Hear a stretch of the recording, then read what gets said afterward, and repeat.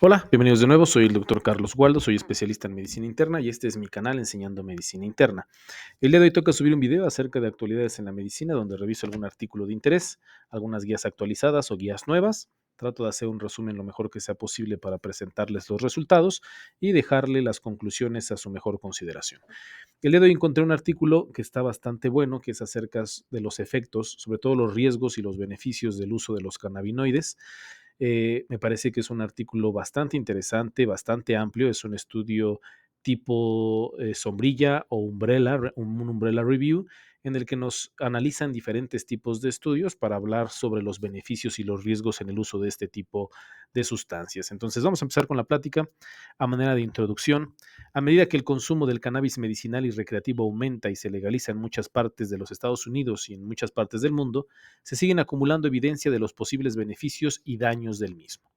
Ante la naturaleza diversa de los principales componentes activos del cannabis, existe evidencia contrastante. Hay algunos estudios observacionales que nos hablan sobre los efectos perjudiciales, por ejemplo, del cannabis, y hay algunos otros estudios que nos hablan sobre las bondades del mismo, es decir, sobre los efectos y los hallazgos terapéuticos de los medicamentos a base de cannabis de estudios intervencionistas. Entonces, en la mayoría de los países, el consumo del cannabis es ilegal, pero en un pequeño y creciente número de países y estados, el cannabis se vende legalmente sin necesidad de prescripción médica.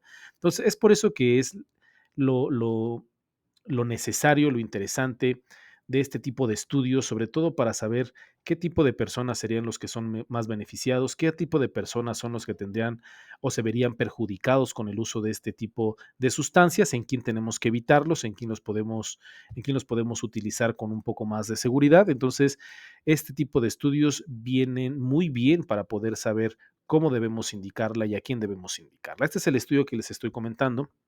Es un estudio que lo realizó Solmi y colaboradores, lo publicaron en el BMJ en agosto del 2023 y se denominó Revisión, Equilibrio de riesgos y beneficios del consumo de cannabis, revisión en paraguas de metaanálisis de ensayos controlados, aleatorizados y estudios observacionales. ¿A qué se refiere con esto de la revisión en paraguas o umbrella review? Este tipo de estudios o este tipo de análisis lo que hacen es identificar múltiples artículos que sintetizaron la evidencia sobre un tema en específico, en este caso estudios sistemáticos o metaanálisis, y hacen una sinopsis de síntesis, es decir, la Umbrella Review es útil para contrastar hallazgos de los diferentes estudios de revisión para ampliar la información sintetizada. Es decir, se agarran muchos artículos de revisión sistemática, muchos metaanálisis sobre un mismo tema y se analizan todos y cada uno de ellos para llegar a una conclusión final. Entonces, de ahí la importancia de este tipo de estudios, de la gran revisión que se hace con diversos estudios que están publicados. Entonces, en este estudio en específico, lo que se realizó fue informar sobre la eficacia y la seguridad del cannabis, los cannabinoides o los medicamentos a base de cannabis, y los autores realizaron pues esta revisión en paraguas. El diseño del estudio, los investigadores llevaron a cabo una revisión general de 101 metaanálisis de los estudios que asociaban el uso de cannabinoides con diversos resultados en humanos. 50 fueron metaanálisis que combinaban datos de estudios observacionales y 51 de ensayos controlados aleatorizados. Entonces, como pueden ver, se analizaron diversos estudios. 101 metaanálisis se revisaron para poder darnos las conclusiones en este estudio. Y en estos se buscaron hallazgos convergentes de diferentes diseños de estudio. La credibilidad se calificó como convincente, altamente sugestivo, débil o no significativo, es decir, evidencia observacional. Y por medio de la metodología GRADE.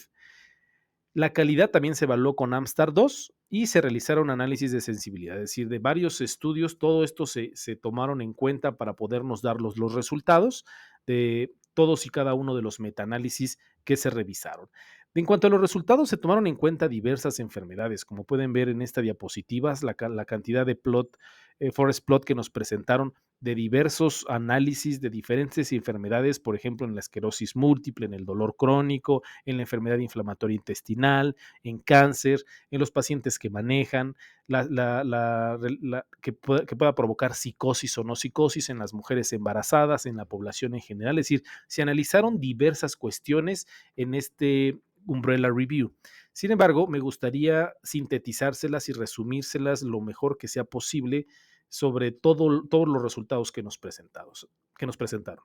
Las asociaciones con cannabinoides con evidencia al menos sugestiva en estudios observacionales o certeza moderada en los estudios aleatorizados incluyeron los siguientes: menor riesgo de convulsiones en diversas formas de epilepsia, reducción del dolor y espasticidad en la esclerosis múltiple y mejor control del dolor en cuidados paliativos y otras afecciones varias. Entonces, estos eran los beneficios que más se encontraron en toda la revisión que se realizaron.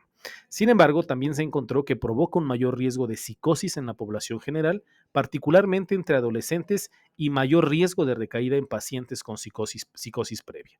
Este son puntos en contra del uso de este tipo de sustancias. También provocó un mayor riesgo de sufrir otros síntomas psiquiátricos como depresión y manía, así como déficits en la memoria y el aprendizaje. También se encontró un mayor riesgo de accidentes automovilísticos, quizás mediados por mayores riesgos de somnolencia, mareos y vértigo. Y también se encontró una mayor incidencia de bebés con bajo peso al nacer tras su uso durante el embarazo. Entonces, sí se encuentran algunas mejorías, sobre todo en algunas enfermedades como la epilepsia, el dolor, la espasticidad y en los cuidados paliativos, pero también encontramos muchos efectos secundarios o muchos mayores riesgos con el uso de estas sustancias. ¿Cuáles fueron las conclusiones de los autores? Y se las leo de una manera textual. Hay pruebas convincentes o convergentes que respaldan evitar el cannabis durante la adolescencia y la edad adulta temprana, en personas propensas o con trastornos de salud mental, durante el embarazo y antes y durante la conducción. Entonces, cannabidiol es eficaz en personas con epilepsia, los medicamentos a base de cannabis son eficaces en personas con esclerosis múltiple, dolor crónico, enfermedad inflamatoria intestinal y en medicina paliativa con o sin efectos adversos. Entonces, se encontraron que tiene algunos beneficios el uso de los cannabinoides, sin embargo, pues por ejemplo, el cannabidiol mejoró en un 50% la reducción de las convulsiones y de los eventos convulsivos, pero, por ejemplo, en la misma población aumentó la neumonía, los eventos adversos gastrointestinales y la somnolencia. En la esclerosis múltiple, por ejemplo, mejoraron la espasticidad y el dolor, pero aumentaron el riesgo de mareo, sequedad de boca, náuseas, somnolencia.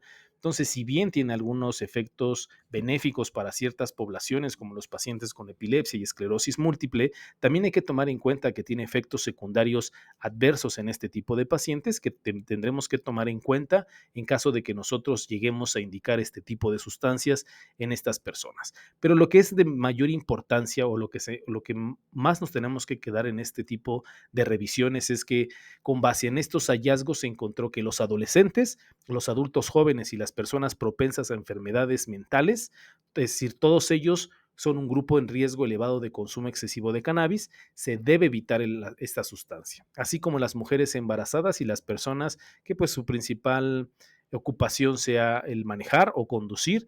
Todo este tipo de personas se tendrán que evitar el uso de este tipo de sustancias porque pueden presentar efectos secundarios bastante importantes. Sin embargo, sí hay que comentarlo y los autores mismos lo dicen, esta revisión está limitada sobre todo por las limitaciones inherentes de los datos observacionales, la corta duración de la mayoría de los ensayos aleatorizados que se analizaron y la heterogeneidad en los tipos y dosis de cannabinoides utilizados en los diferentes estudios. Es decir, pues obviamente no es una muestra homogénea, es decir, en cuanto a los datos, ¿no? Pues ese es el tipo de problema en este tipo de revisiones, pero pues los datos que nos presentan, pues son bastante eh, importantes en cuanto a los efectos adversos y las mayores prevalencias que pueden provocar en ciertas poblaciones que tenemos que tener mucho cuidado, ¿no?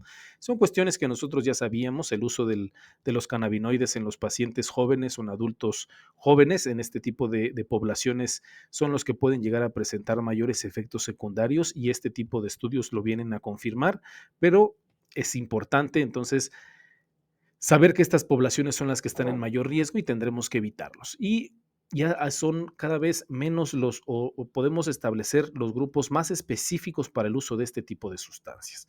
Pacientes con epilepsia, pacientes con esclerosis múltiple, en pacientes paliativos, en pacientes con dolor crónico, siempre y cuando sabiendo los efectos secundarios que si bien van a manejar o van a mejorar ciertas cuestiones en este tipo de pacientes, también pueden presentar efectos secundarios adversos que tendremos que estar vigilando junto con el paciente y se le tiene que advertir al paciente que puede llegar a mejorar en ciertas circunstancias, pero empeorar algunas otras. Entonces, siempre bajo la vigilancia estrecha de los pacientes en los que se pueda llegar a indicar este tipo de sustancias. Y también sabiendo ya a ciencia cierta cuáles son los grupos que no es conveniente utilizarlos ya con este tipo de revisiones. Seguramente se vendrán muchos más estudios porque esta sustancia, los cannabinoides, se están haciendo cada vez más frecuentes en muchos países, en muchos estados. Cada vez entran mayor cantidad de medicamentos y sustancias con este tipo de sustancias activas y tenemos que estar actualizados para saber en quiénes sí, en quiénes no, en qué dosis y en qué enfermedades tenemos que darlo. Bueno, espero que eso que haya sido de su agrado. Les dejo de todas maneras el enlace para el artículo si lo quieren leer. La verdad es que está bastante interesante en la descripción del video para que le den una checadita, para que analicen a lo mejor los forest plot que les había puesto en las diapositivas previas y para que ustedes saquen sus propias conclusiones. Espero que tengan un bonito día y una excelente semana.